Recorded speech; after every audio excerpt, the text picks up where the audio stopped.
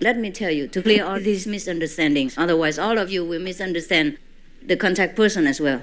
And we worked day and night. I was always on the phone, and I sent disciples here and there. I signed a check, I sent the money, I called to send the money. We spent hundreds of thousands of dollars and manpower, hundreds of people to pack the presents day and night. And I had to maneuver all these things over my health. And then, you know what? And that was just after my surgery. I had to have an operation, even a small one, but it made my whole body paralyzed. I couldn't even walk. I couldn't even take a bath. I couldn't eat for 2 days. But the second day I had to go for the Veterans Memorial. But even before I went, I had to take charge of all these arrangements, all these changes, make all these decisions. My attendant could not do it. I had to do everything. And they helped me to call on the telephone, but everything had to be made by me. You know what I mean? Even when I lay in bed with all the compressors, I still had to dictate many things to do. And I had to take the telephone in bed. I couldn't even rest. After the operation, I had to work immediately. The first minute when I got home after the anesthetic wore out, I have to take the telephone already. So don't blame me, please. I don't tell you all this to let you know that I work very hard, but because you misunderstand too much because of this. And then after the ceremony in the morning, I was so cold and chilly just after the operation. I couldn't even walk. They had to carry me to the car and carry me to the airplane, carry me up to the staircase and down and up because I couldn't walk. The leg just didn't move. I took medicine, but it takes time, you know, and the anesthetic makes people crazy. And it hurt, wow, it hurt me like every time I cough, it's like somebody was stabbing a knife in my stomach and my chest, you know what I mean? Because I just had an operation. When I coughed, it was really suffering. And all that I carried with me to the airplane, to the veterans party, and to you. To last night's opera. I was fainting at the opera. Nobody knew. I had to cover my face so that nobody could see how bad I looked. Yeah, but I looked glamorous, but inside I felt very, very rotten. Nobody knew, because I don't want to make you worry. But since the day my cousin, he complained, I don't want him to misunderstand the contact person because she truly doesn't know. Because sometimes we cannot get in contact so quickly because of telephone, you know. We have because we are on the road, we are not in our headquarters, so we don't have 10 telephones or 5 telephone lines. We have only whatever we have at that disciple's house, 1 telephone, and another cellular telephone, which doesn't work sometimes. And you know what it's like with cellular phones. I don't know why it doesn't work. It's very expensive for nothing. And sometimes the telephone burns out because too many faxes, fax and telephone together, and it burns, really it burns. And then we had to stay there and tell people to come and fix it for 2-3 hours. Or sometimes we had to let it rest for 1 hour to cool down. It had fever. Yes, you don't know all these things. I don't want to tell you, but otherwise you misunderstand a great deal about how I work, how I lead my life. I truly don't have time. Even just to arrange for tickets, it takes a lot of time. And when you change it, why, it takes more time. Yeah, and more money all the time. Every time you change tickets, you have to pay more money. And that doesn't even make them happy because you make a mess for their work. They rather have it, smoothly, and you change it 3-4 times. For 11 persons, 3 shifts, they don't like it. So anyhow, that's that. And the telephone burned out many times in LA. Yes.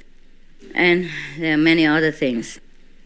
Sometimes I wanted to rest, and then the disciples kept sneaking in, Like I keep secret from them. They just sneak from the back door, from the garage door, just make an excuse, look at me, and then just make many problems. I can never have time to recharge. Sometimes I'm so tired, I want to recharge. Yeah? People never know what's enough. I give you all the things I have. Everything that I can give, I give already. But some of you always demand more. I don't know why. If you truly have faith in me, you must know. You must know I will arrange it, to see you when it's time. And I give you how much you need. I don't always demand on me too much, Especially this guy. Yeah. He just want to put me in his pocket all the time and take care. I never let go. And then I have to take care of his daughter and his whatever. I thank you for your love, but you must know we should share it with everybody. You see how I sacrificed my family members.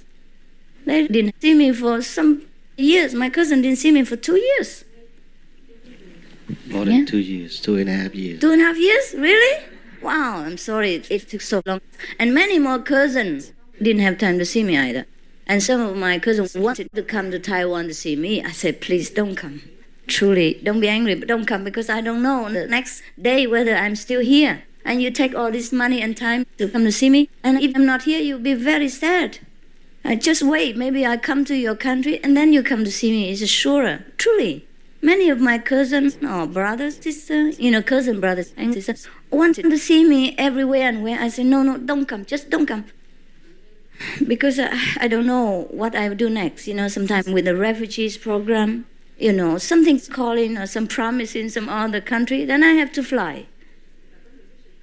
Or sometimes there's a disaster somewhere or something just comes up. Then, so I don't really have time. My parents came to see me. I don't even come see them. They came to see me for 2 weeks, and every day I had about 2-3 hours for them. That's it. And my sisters cried going home and didn't have enough of me. Going back to Vietnam, but that's all I can give. So actually I give you more than I give my family. Or at least I give you as much as I can. You know what I mean? As if you were my family. And you don't complain anymore, all right? Truly, I neglect my family when it comes to that, yeah? Oh, you would come to see your friends and your relatives and your cousins and all that. I don't have time to come see them. And they have to fly all over places to see me. My sister, she flies whenever I am in the United States. She flew already 4 or 5 times to see me from different states. And she flew to Hong Kong to see me. Yeah, they really love me. Otherwise, she wouldn't have wasted all her time always flying around like that. Yeah, and she's smaller than me even. And she doesn't like flying that much. But she loves me, we grew up together.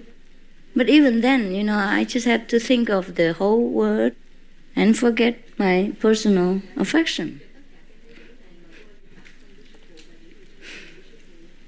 So you know now, huh? Please don't blame them. It is all from the tight schedule. Even they only knew that I would be coming here the day before. Because first we already had a schedule arranged that I come in the morning even. And then afterwards, because of Veterans Day, yes, they invited me in the last minute. I had to come there and make a speech. And they carried me to the car. And then they wheeled me on the wheelchair to go to the podium to make a speech. And then they wheeled me back on a wheelchair like an invalid to the wheelchair. And then we go to the car. And then they have to carry me to the aeroplane and carry me anywhere because I couldn't walk that day. Can you imagine?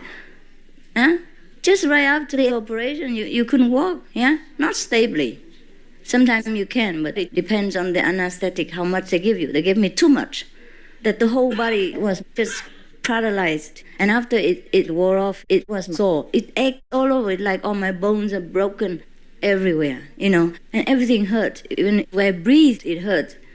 I talked, it hurt. I coughed, it hurt. But I didn't want to tell you this. I don't want to bother you, make you worry. I'm okay now. I'm better today. I can walk.